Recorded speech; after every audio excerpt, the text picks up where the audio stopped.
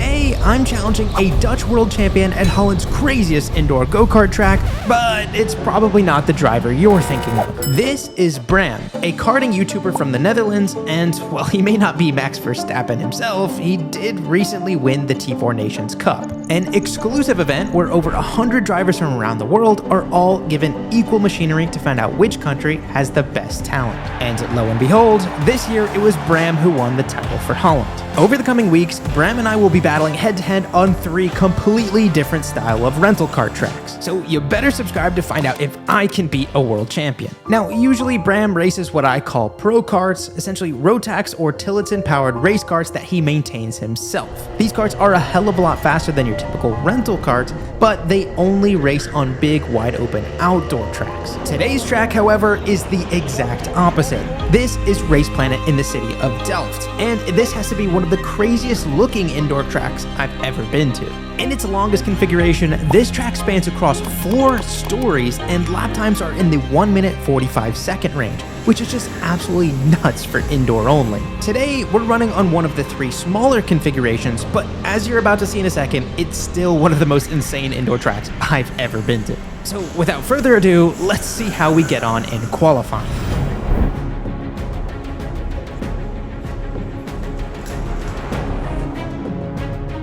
Which one do you want? You take Lewis Hamilton's number. Okay, sure.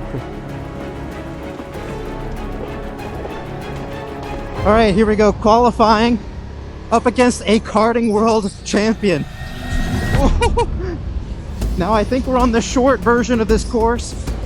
This is the 3-level track and certainly one of Holland's craziest kart tracks.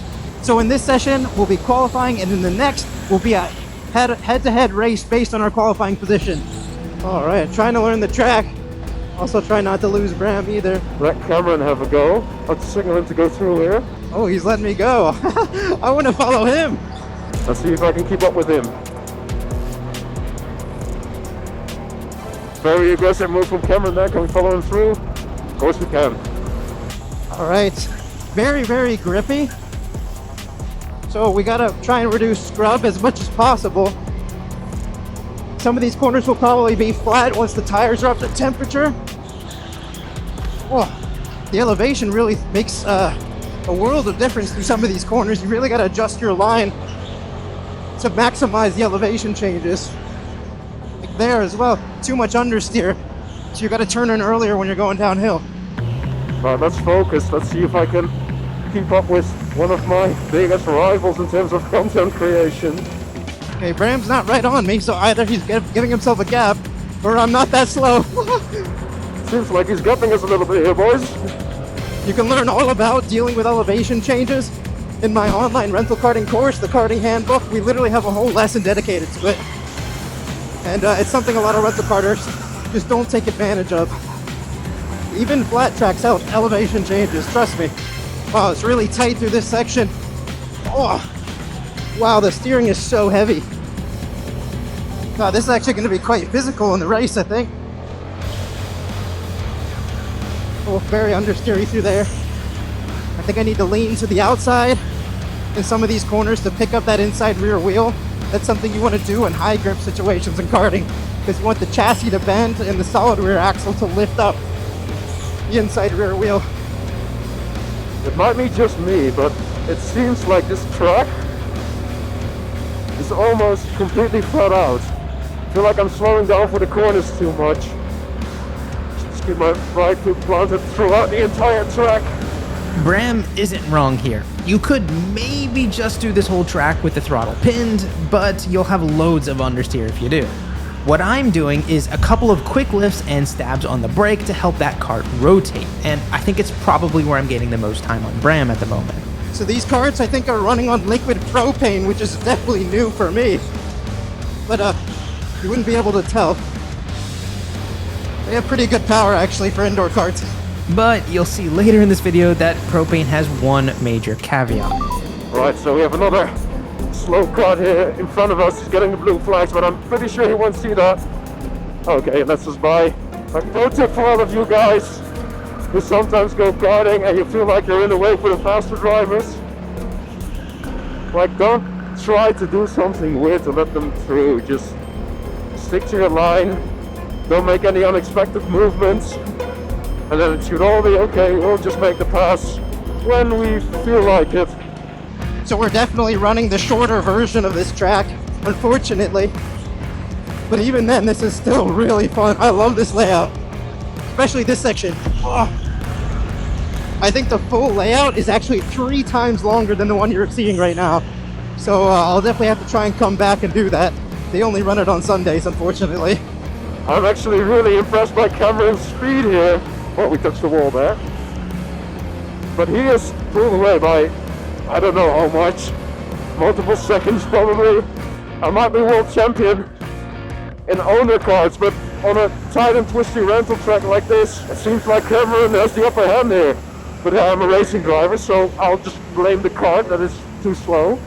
But then if I end up being quicker, of course, then it's not the kart, then it's all my abilities.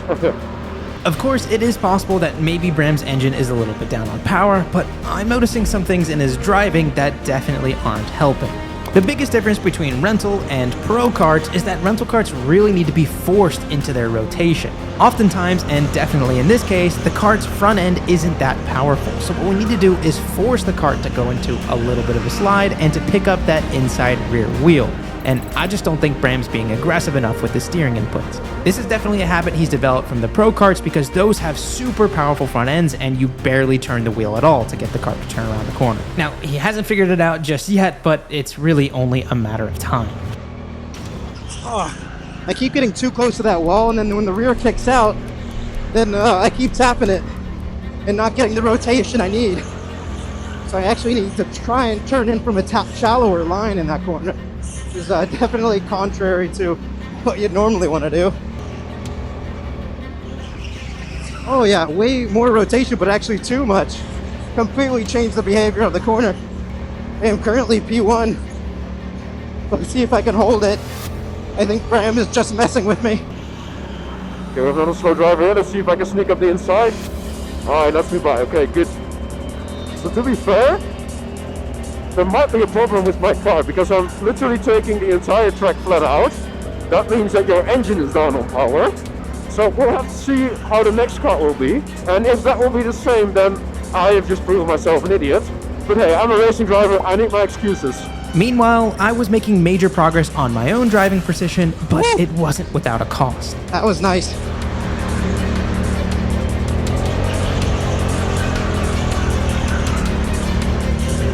Wow, my arms are on fire.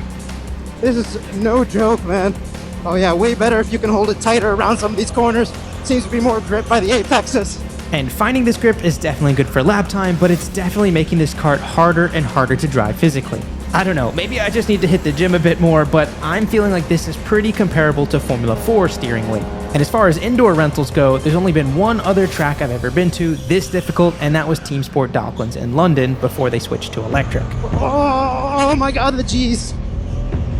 Oh, the steering is so heavy. I'm actually going to be sore from this, I can already tell. But Bram, on the other hand, is definitely used to steering weights being this heavy from the pro kart, so let's see if that gives him an advantage. Okay, so I tried that corner flat. That was definitely not faster.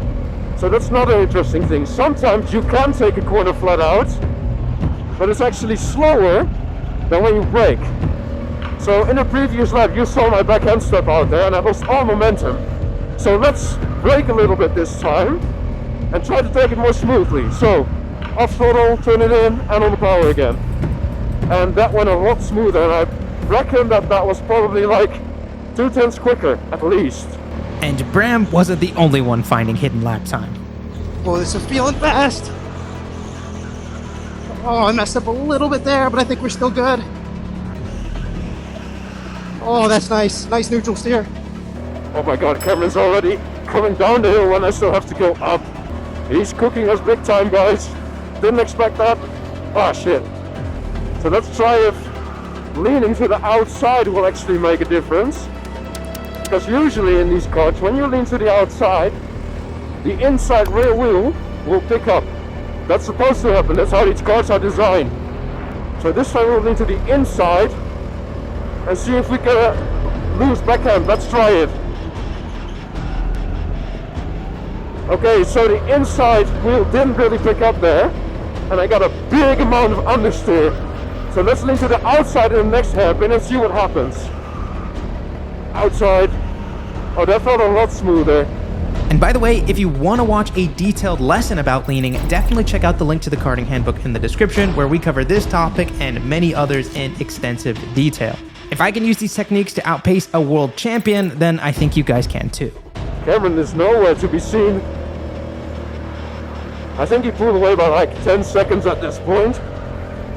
And again, that's all the engine's fault, of course, because I'm a racing driver. But just as we were both getting into the swing of things, quali was already over. Checkered flag. Wow, what a track. I can't believe we're only running a third of this track right now, and it's this good. Let's see if you can beat Bram in an actual race. I think that's going to be much easier said than done. It's so physical. For rentals, that's crazy. Much to my surprise, I qualified on pole with a 25.9 to Bram's 26.3. I really wasn't expecting to be 3/10 up on a karting world champion, but I do genuinely think maybe he had some kart issues. It was kart number 44, so we thought it was going to be #blessed, but it wasn't. Oh man, that was physical. I was not expecting that. No, those drops were like really intense, like the same feeling that you get on the roller coaster. Like when you drop down, you just kind of get lifted out of your seat and then you land. And then you get lots of grip, like at the moment when you land, the weight gets transferred down. That's the thing, it's the amount of grip. Like the elevation is high, which already gives you the speed, but then as soon as you get in the compression, it's just like, oh, my arms. Like, you would not have enjoyed that one. And then if you got it wrong, the car would just start bouncing. Yeah, Especially in this corner right here, the long right-hander. Oh yeah, exactly. Yeah, you had to turn in early. Yeah, Yeah. 100%. Yeah. By the way, could you take the entire track flat? Like, No, I was lifting. Oh really? I was I lifting could and just brake. take Oh, the really? entire, yeah. Maybe that's why I was faster. Maybe it was the car. It could have all been the Yeah, car. it's always the car. Racing driver excuses right there. When you're winning, it's the driver, but when you're losing, it's the car. Obviously, yeah, 100%. Well, now we race.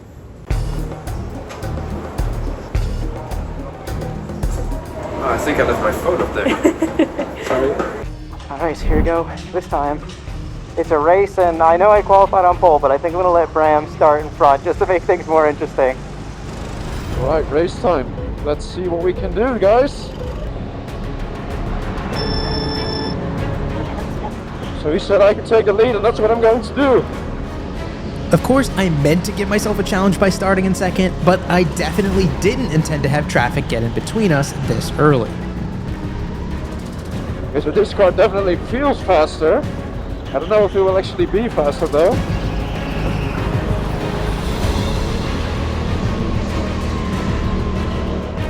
But it seems that so far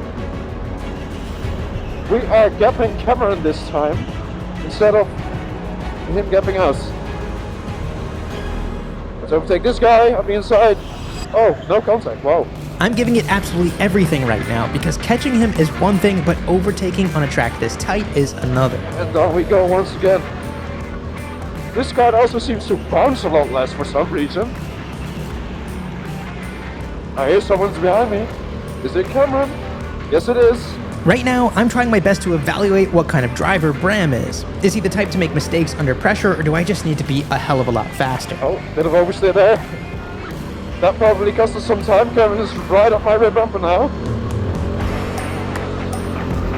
But then we still have quite a long time to go in this race, so even if he overtakes us, there's still plenty of time for us to strike back. Now, even though we're a couple of laps into this race already, the tires are still very much cold.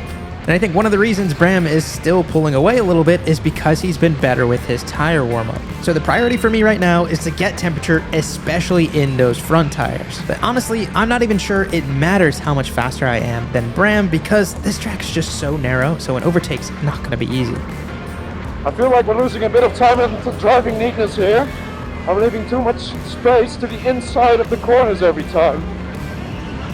That's better. Let's try to use some tighter lines, maybe. That will give us a little bit of an edge. So far, no attacks from Cameron yet, so we must be doing something right. But all I need is for him to make one little mistake and I might just be able to get by. Inside, double apex. Down, that's a bit of a wall tap, but we can get away with it. Cameron's still right behind us. Putting pressure on us, guys. We will come out on top. Karting World Champion or F3 driver, let's see. In quali, I was 0.4 of a second a lap faster than him, which means I should be able to catch up to him in just a corner or two, but clearly he's definitely picked up the pace. Don't get me wrong, I am still faster, but not by much. Here's where I'm noticing the differences. I definitely have a little bit better proximity to the apex walls, and I'm definitely getting the car a little bit better rotated by apex. That's definitely allowing me to get on power earlier, and I'm gaining loads of time on exits. But the question is, will it be enough to actually get an overtake done?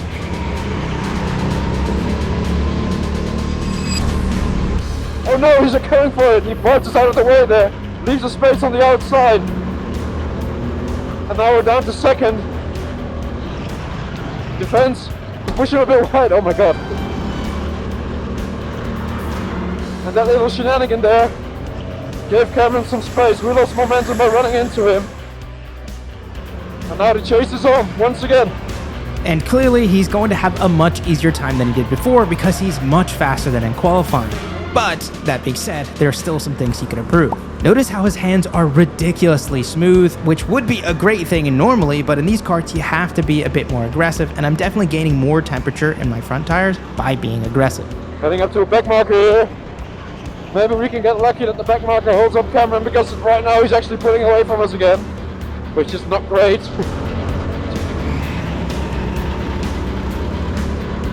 No.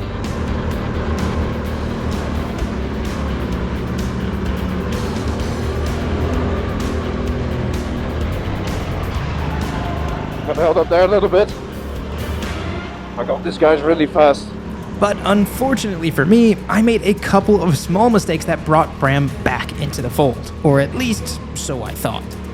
I thought for sure Bram was moments away from sending it up the inside, but then seemingly out of nowhere, he completely disappeared from my peripheral vision. But why? I appear to have a problem with the engine, because the car's slowing down for some reason. Don't know why. So that's another racing driver excuse coming up there. But I'm actually serious, it feels like there's some sort of problem. We didn't know this at the time, but Bram's kart was actually low on propane, which means the kart is slowly losing power lap by lap. This is very bad news for Bram, but that doesn't mean it can't happen to me too before this race is over. Yeah, it's definitely not running the way it should. Yeah, I'm barely making it up the hill now. Something's not right. And now those back markers are even catching up to me, so that's not good. I'm getting blue flags, I have to let them through. Let's go, boys. Yeah, there we go. That's not good.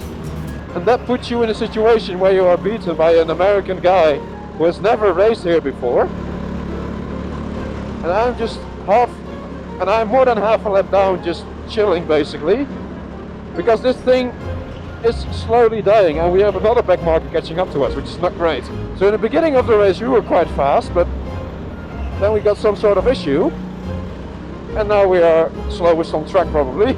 So really this just feels like any other race I've had this season, apart from the World Championship. That was fire, but rather fortunately for us both, the checkered flag finally came out and the race was over. So of course, I finished the race in P1 and I even scored fastest lap yet again. Really, I couldn't have asked for a better result against a world champion karter, but this battle with Bram is far from over. Well, if you want to see Bram and I fight a little bit more, we're going to be going to a few other kart tracks around this region, and I guess Bram, you have another chance to redeem yourself. Yeah, so maybe next time we should just do owner cards. Yeah, okay, he's definitely going to whip my ass on that, but with that all being said, I'll see you guys on the next one.